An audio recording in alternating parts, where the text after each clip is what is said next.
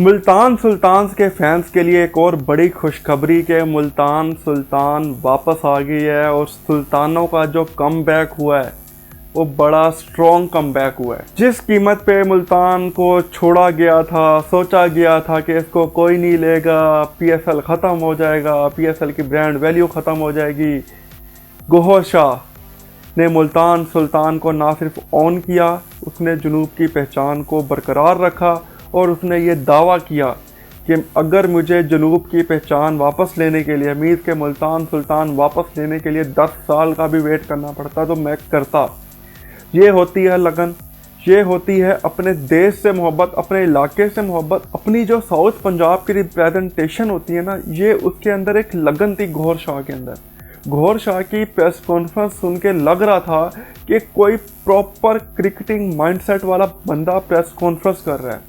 उसका जो फील्डिंग के हवाले से बातें करना था, उसके जो क्रिकेट के हवाले से बातें करना था, मैं कहता हूँ कि लग रहा था कि यार वाकई कोई बंदा बात करने वाला है, क्रिकेट को समझने वाला है। और वो खुद कह रहा था कि मैंने फर्स्ट क्लास क्रिकेट खेली हुई है, मैं स्ट्रक्चर से गुजर के आया हूँ, मैंने इस क्रिकेट को, मैंने इस पीसीबी को देखा हुआ है। तो वो इन सारे मामलात को देखता हुआ ही आगे आया है। वही मुल्तान सुल्तान जिसको अली तरीन साहब ये कह के छोड़ गए थे कि बहुत महंगी मुल्तान सुल्तान मैंने ली हुई है, मैं घाटे में जा रहा हूँ, मैं नुकसान में जा रहा हूँ।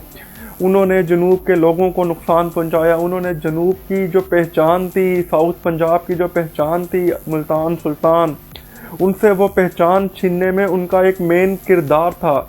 और फैंस अली तरीन से बेहद नाराज़ नहीं बल्कि उनको बैशिंग कर रहे थे, लान तान कर रहे थे अली तरीन को। लेकिन मैं फिर से गौहर शाह की तारीफ़ करना चाहूँगा कि गौहर शाह ने जिस तरह से अली तरीन की भी तारीफ़ की है, उन्होंने बोला है कि क्रिकेट की बेहतरी के लिए मुझे कोई किसी को भी अपने साथ मिलाना पड़ेगा तो मैं मिलाऊंगा। अली तरीन ने जिस तरह से पिछले 7-8 साल से मुल्तान को ऑन किया हुआ था और जिस तरह से मुल्तान को वो चला रहे थे, हम उसी लेगेसी को कंटिन्यू करते हुए आगे लेके जाएंगे। तो ये बहुत अच्छी बात है। उन्होंने किसी को भी डिग्रेड नहीं किया, उन्होंने अली तरीन के बारे में कोई नेगेटिव पॉइंट ऑफ व्यू नहीं किया। उन्होंने बोला कि अली तरीन इज़ माई गुड फ्रेंड। तो कहने का मतलब है कि उन्होंने अली तरीन को भी ऑफ़र किया कि भाई आए आप मेरे साथ मिल के क्रिकेट की फ़रोग़ के लिए काम करते हैं, आए हम जनूबी पंजाब को साथ लेके चलते हैं। तो ये एक बड़ा अच्छा इनिशिएटिव है। इस टाइम जो सियालकोट स्टेडियम्स के जो ऑनर थे हमजा मजीद साहब, वो भी मीर के मुल्तान सुल्तान के, आप उनको को ऑनर कह सकते हैं या आप बीच में उनको किसी भी तरह से टीम में, अभी उनका ओहदे का कोई अनाउंसमेंट तो नहीं हुई कि वो इस टाइम मुल्तान सुल्तान के क्या हैं क्या नहीं है। सीईओ तो डिसाइड हो गए ना कि वो गौहर शाह हैं। तो हमजा मजीद के बारे में भी कोई कंफर्मेशन नहीं आई। तो देखते हैं कि आगे क्या होता है। हालांकि अभी रिसेंटली हमजा मजीद ने एक प्रेस कॉन्फ्रेंस करके तमाम जो शक व शुबहात थे वो क्लियर किए थे कि नहीं भाई कोई ऐसी बात नहीं है कि हम बैंकरप्ट हो गए, हम ये हो गए, हम वो हो गए, सियालकोट की टीम बरकरार है, ये है वो है। उन्होंने सियालकोट का एक कोचिंग पैनल भी अनाउंस कर दिया था। उन्होंने ऑक्शन के अंदर भी पूरी उनकी एक उम्मीद के जो पीएसएल की ऑक्शन हुई थी उसके अंदर भी उन्होंने पूरी एक टीम अपनी सेलेक्ट की थी। तो समझ में नहीं आ रहा कि ये इस टाइम हमजा मजीद का टीम में क्या किरदार होगा। नो डाउट हमजा मजीद एक अच्छे और पैशनेट क्रिकेट लवर हैं। क्रिकेट के लिए अभी जो रिसेंटली पीएसएल के अंदर जो भी उनकी खिदमात हैं उनको आप साइडलाइन नहीं कर सकते। उन्होंने सियालकोट की आवाम को एक अच्छा तोहफ़ा दिया था और वो अभी भी उन्होंने आज प्रेस कॉन्फ्रेंस में यही बोला है कि हम सियालकोट की आवाम को साइडलाइन नहीं करेंगे। हमने जो वहाँ पे पीडीपी प्लेयर डेवलपमेंट प्रोग्राम के हवाले से जो भी अनाउंसमेंट की थी हम उसको लेके चलेंगे साथ में। हम सियालकोट की आवाम को मायूस नहीं होने देंगे। वहाँ पे जो स्टेडियम के हवाले से जो बातचीत चल रही थी, उनका स्टेडियम के अपग्रेडेशन के हवाले से जो बातचीत चल रही थी, हम उस सियालकोट की जो जिन्ना स्टेडियम था हम उसके ऊपर भी प्रॉपर काम करेंगे।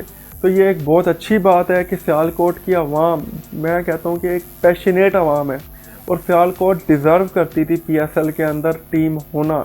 हाँ, मेरा जो हल्का फुल्का से इख्तलाफ आप कह सकते हैं वो पिंडी के साथ था कि यार पिंडी और इस्लामाबाद एक सेम सिटी के हिसाब से आप कह सकते हैं, जुड़वा सिटी है। तो जुड़वा शहरों की टीम होना एक ही पीएसएल के अंदर समझ में नहीं आता। आप बाकी शहरों को रिप्रेजेंटेशन दें ताकि मज़ीद शहर आएँ, मज़ीद शहरों की ऑडियंस पीएसएल के साथ मीर के अटैच हो। आप मुजफ्फराबाद की टीम ले आएँ, आप गिलगित की टीम ले आएँ, मैं ये नहीं कहता कि आप मुल्तान और आप सियालकोट या आप पंजाब से कोई टीम नहीं, पंजाब की भी ज़्यादा टीमें नहीं होनी चाहिए।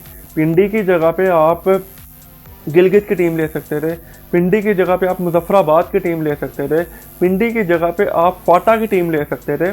तो आप मुख्तलिफ जो सूबे हैं हमारे, जो प्रोविंस हैं, जो मुख्तलिफ इलाके हैं, जो हमारे नॉर्दर्न एरियाज़ हैं, हमारी वहाँ से रिप्रेजेंटेशन आती, वहाँ के लोगों के अंदर मज़ीद PSL के हवाले से एक जोश पैदा होता, वहाँ से ऑडियंस आती, हमारी PSL की व्यूवरशिप में इजाफा होता। तो पिंडी ठीक है, अब एक टीम हो गई, अगले 10 साल के लिए ये पिंडी ही रहेगी।